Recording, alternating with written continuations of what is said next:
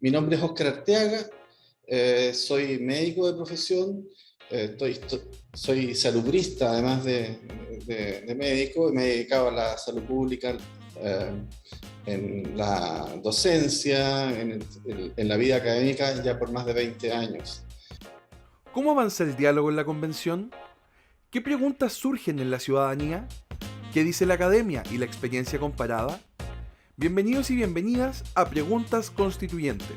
un espacio abierto para dudas y opiniones sobre la nueva Constitución.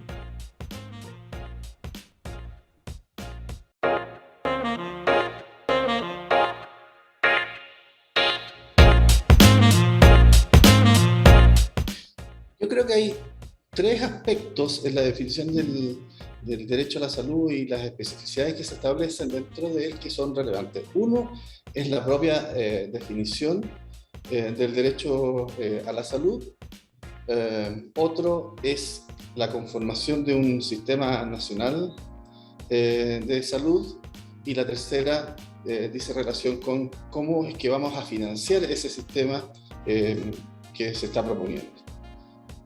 Respecto de lo primero, el concepto de salud propiamente tal, a mí me parece que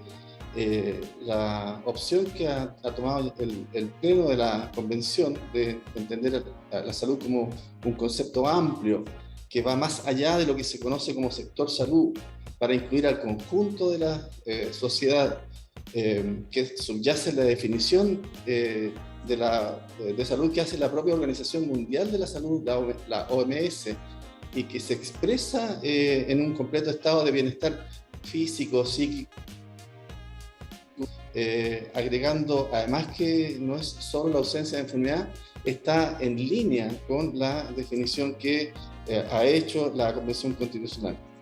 El derecho a la salud, tal como ha quedado redactado en el borrador del texto de la Constitución que se va a someter a plebiscito el 4 de septiembre, se encuentra también en línea con lo que más recientemente también nos ha planteado la Organización Mundial de la Salud en el concepto que se conoce como salud en todas las políticas. Este es un concepto bien interesante que fue originalmente planteado como lema cuando Finlandia presidió la Unión Europea. Y este concepto reconoce que el nivel de salud de la población está determinado por factores que están más allá del sector salud, ¿sí? Y que finalmente afectan las condiciones sociales en las que transcurre la vida de las personas y de las poblaciones, y que reconocemos nosotros como determinantes sociales de la salud. Por lo mismo, lo que hagamos en materia de políticas en distintos sectores puede afectar positiva o negativamente la salud de la población. Para que se entienda esto, un par de ejemplos. Sabemos que si queremos reducir, por ejemplo, el daño que produce el tabaco o el alcohol, la medida más efectiva es subir el impuesto de estos productos, lo que se va a traducir en un mayor precio, y eso va a significar una menor demanda. Al consumir menos, la población va a verse entonces favorecido el nivel de salud, porque estas sustancias son conocidamente dañinas para la salud de la población. En otro ejemplo, si mejoramos los sistemas de aislación térmica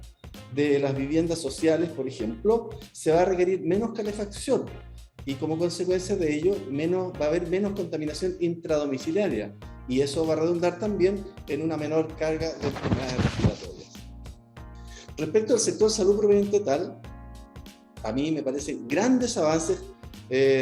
los aspectos que dicen relación con la existencia de un sistema nacional de salud de carácter universal, público e integrado, y cuya base sea la atención primaria. Y, en segundo lugar, que el sistema de financiamiento de ese sistema nacional se va a hacer mediante rentas nacionales, es decir, la parte del presupuesto de la nación que se destina a salud, y además cotizaciones de trabajadores y empleadores. Hay que recordar que actualmente el sistema solo recoge las cotizaciones de los trabajadores. Respecto de esto último, un elemento importante de tener presente es que el sistema de seguros chileno, el que está actualmente vigente, desde la creación de las ISAPRE en el año 1981, constituye una situación que es anómala en el contexto internacional. Porque las ISAPRE no son seguros privados, propiamente tal, sino que son instituciones privadas que administran un seguro que es social, lo que se traduce en que ellas tienen la potestad de recaudar directamente el 7% de cotización de salud. La naturaleza del problema entonces es que desde su creación las ISAPRES han discriminado por riesgo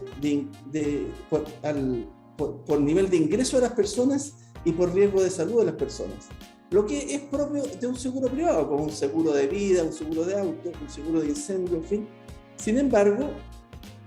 no es propio de la seguridad social.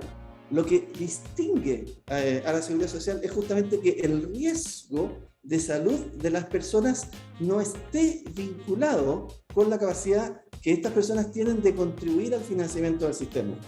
Esto implica además que se debe recordar que las modalidades de financiamiento y aseguramiento de los sistemas de salud no son sino un mecanismo a través del cual las personas acceden a lo que realmente les importa, es decir, la atención por parte de los prestadores de salud. Ahora, además, hay que recordar que en la última década se han hecho varios esfuerzos impulsados por gobiernos de distintos signos políticos buscando modificar el sistema ISAPRE y llevarlo hacia el terreno de la seguridad social. Lo que no, todos estos esfuerzos que se han hecho no prosperaron debido a la resistencia de las propias ISAPRE a los cambios. Entonces, la decisión de la Convención Constitucional finalmente resuelve el problema mediante la mancomunión de los fondos que provendrán del presupuesto de la nación y de las cotizaciones específicas para salud, lo que significa que las ISAPRE salen de la seguridad social, ¿no? Y ya no van a poder captar la cotización obligatoria para salud, quedando para ellas entonces la opción de transformarse en seguros voluntarios de salud, que las personas podrán contratar solo si lo quieren, ¿no? Y con pagos adicionales al 7% que va a ir a financiar un sistema de salud que es para todos y todas. Entonces, finalmente, esto lo que ocurre es que permite, como propuesta del trabajo de la Convención Constitucional, terminar con la segregación social en el financiamiento de la salud y, por otra parte, fortalecer la solidaridad como principio básico del sistema de salud. En relación con la creación del Sistema Nacional de Salud de carácter universal, público e integrado, esto no es otra cosa que la ratificación de lo que el enfrentamiento de la pandemia nos demostró, lo que la pandemia nos enseñó, es decir, que un sistema de salud integrado, público y privado, bajo la conducción de la autoridad sanitaria es factible. Y que en este sentido las críticas que se han hecho a estas especificaciones del derecho a la salud, que van desde aquellas que aseguran que no van a poder seguir existiendo prestadores privados hasta otras que afirman que los prestadores privados van a pasar simplemente a ser empleados del Estado e incluso sujetos de cuoteo. A mí me parece que simplemente no es efectivo. Los prestadores privados que quieran integrarse al sistema de seguridad social en salud podrán hacerlo aceptando el marco regulatorio del sistema, lo que obviamente implica el establecimiento de precios, mecanismos de pago desde la entidad nacional administradora de los fondos para salud hacia los prestadores. Esto además es algo que ya ocurre con el sistema actual en la relación entre FONASA y los prestadores privados. Por ejemplo, el llamado bono PAD, que es el pago asociado a diagnóstico, es una modalidad que permite que los beneficiarios de FONASA puedan acceder a distintos paquetes de prestaciones y atenciones en salud, por ejemplo, intervenciones quirúrgicas o procedimientos, pagando un precio fijo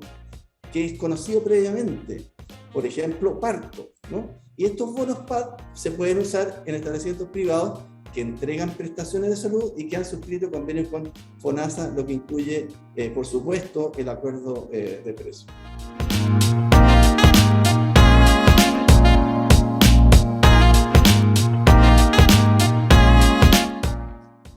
De lo que estamos hablando cuando hablamos de una nueva constitución es una definición del marco de reglas del juego más relevante para la sociedad. Es el conjunto de críticas que se han ido levantando respecto a algunos de estos puntos específicos que acabamos de mencionar. A mí me parece que en lo que se ha aprobado por parte de la Convención no hay fundamentos para plantear críticas que finalmente asustan a la población, críticas que además creo que son injustas con el trabajo que se ha hecho en la Convención, como por ejemplo señalar sin fundamentos que los prestadores privados se van a acabar. Considerando incluso que cuando hablamos de las personas que acceden a prestadores privados, estamos hablando de un segmento pequeño de la población. Hay que recordar que si consideramos, por ejemplo, la dotación de camas hospitalarias que el país tiene, que son gruesamente alrededor de 40.000 camas, de esa dotación, menos de un 20%, menos de un quinto son camas estrictamente privadas, ¿no? Y del total de esas camas privadas, algo más del 60% se encuentran localizadas en la región metropolitana y en rigor, en realidad, en las comunas del área oriente. Entonces, lo que tenemos fuera de la región metropolitana es un sistema hospitalario que es preferentemente público, casi exclusivamente público en muchos lugares, ¿no? Desde el punto de vista de la cantidad de prestaciones que se entregan, las atenciones de salud que entregan los prestadores públicos y privados, sin considerar los exámenes, estas totalizan alrededor de 110 millones de atenciones anuales. De esas, 80 millones aproximadamente son entregadas por prestadores públicos. Y de esas otras 30 millones, fíjese, 30 millones son financiadas, de esos 30 millones, 15 millones, la mitad de ellas son financiadas por FONASA, ¿no? Entonces, que es el seguro público que actualmente tenemos. Entonces, estamos hablando aquí de una situación que ha sido levantada por personas que miran el sistema de salud desde la situación actual de no tener restricciones en el acceso a ningún tipo de atención, porque tienen los ingresos para poder financiar esa atención. Y el cambio, evidentemente, lo que busca es que toda la población mejore sus condiciones de ingreso a esas atenciones. Entonces, no es posible entender que se esté señalando que los prestadores privados van a terminarse, porque aunque juntáramos todos los prestadores privados y públicos actualmente, la capacidad de atención de todo el sistema es aún insuficiente. Cuando nosotros nos comparamos con los países con los que, de la OCDE, que representan el estándar de comparación que tenemos actualmente, nosotros tenemos déficit importante en distintos tipos de recursos humanos y por lo tanto como país tenemos que agregar, ¿no? Para que podamos en algún momento contar con la cantidad de personas dedicadas al trabajo en salud que permitan responder a la demanda que la población tiene. Entonces, vuelvo a insistir, todas las críticas que se han hecho respecto a que el país pudiera prescindir de cierto tipo de prestadores, me parece que son absolutamente infundadas.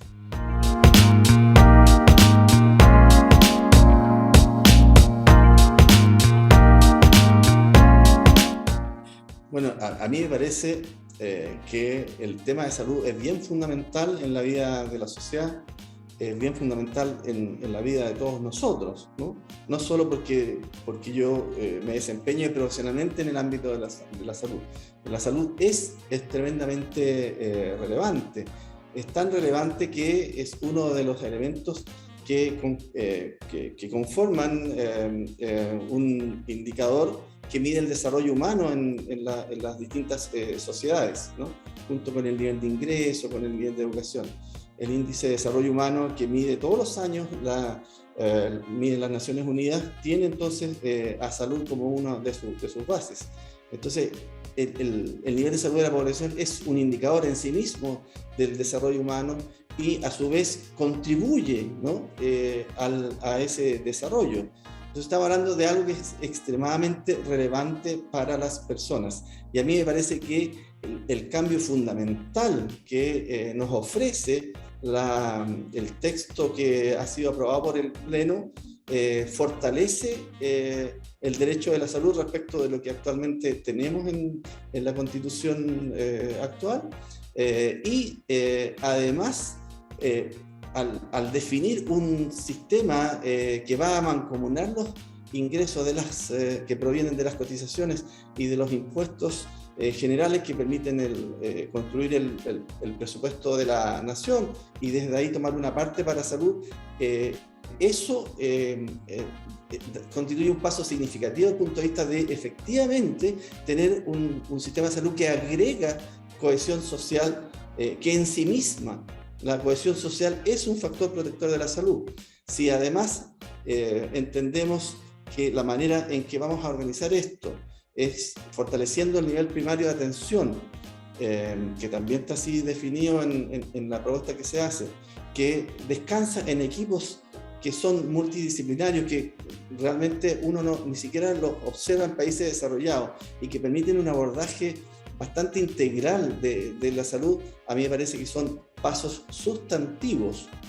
para mejorar el nivel de salud de toda la población. Y en ese sentido creo que son muy buenas noticias para toda nuestra comunidad nacional. Evidentemente que todos los cambios generan incertidumbres y ahí hay un desafío importante respecto de cómo organizar la transición de manera que en ese proceso de transición lo hagamos de un modo que efectivamente la situación actual se mueva hacia la nueva situación que se pueda generar del modo más adecuado, gradual, armónico posible.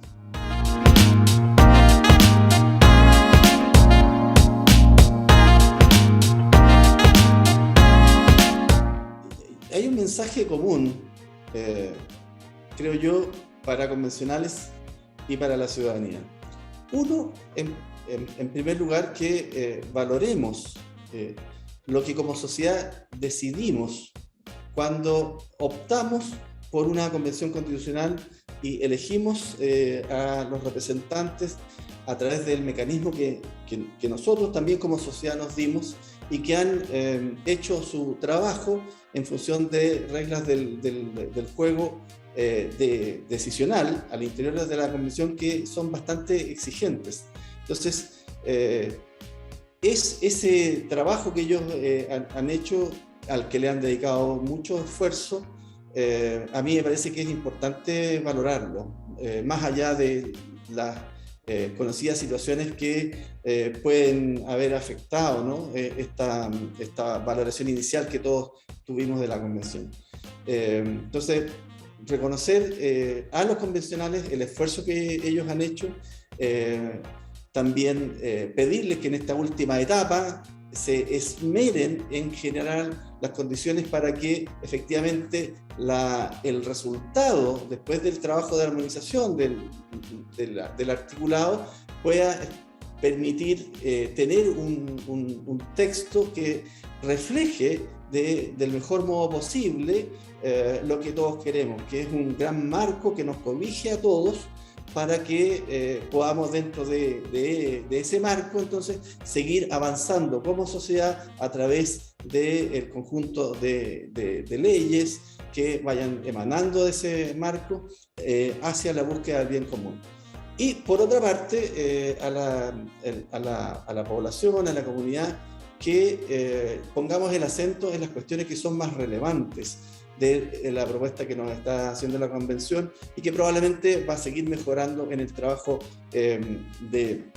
armonización que tienen que hacer en esta última etapa, que no nos quedemos en los titulares de aquellos elementos que han sido propios de la discusión y en muchos casos son trabajos que son producto de lo que se ha estado haciendo en las comisiones y que, se han conocido públicamente antes de que el Pleno de la Convención, aplicando las reglas de funcionamiento, tomó decisiones respecto a aquello. A mí me parece que el Pleno efectivamente ha sido un filtro importante respecto a iniciativas que llamaban la atención, que eran un poco inadecuadas en términos de optar a un nivel de acuerdo, de consenso que pudiese representar de manera adecuada lo que como sociedad queremos. Y en ese sentido, yo tengo bastante optimismo respecto a que el trabajo de armonización que aún le queda a la Convención va a poder también mejorar aún más el texto. Entonces, yo diría un llamado a la esperanza, a la ciudadanía, un llamado a mirar lo que está de fondo, la propuesta que se está haciendo, en lo que hemos conocido, porque me parece a mí que es una muy buena oportunidad de avanzar en un tipo de sociedad que finalmente sea más cohesionada, sea más humana, que esté en mejor armonía, no solo entre nosotros, los habitantes de este pedazo de mundo, sino que entre nosotros y el territorio que nos toca habitar.